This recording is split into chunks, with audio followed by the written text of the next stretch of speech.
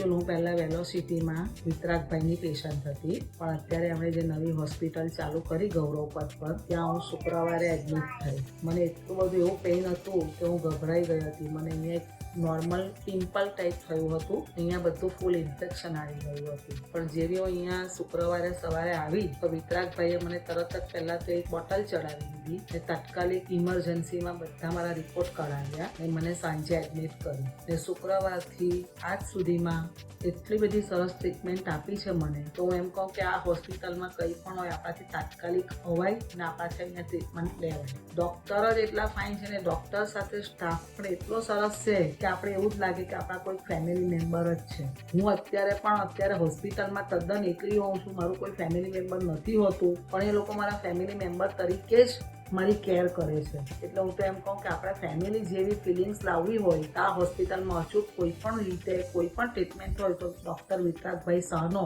Appoint કરવા જોઈએ.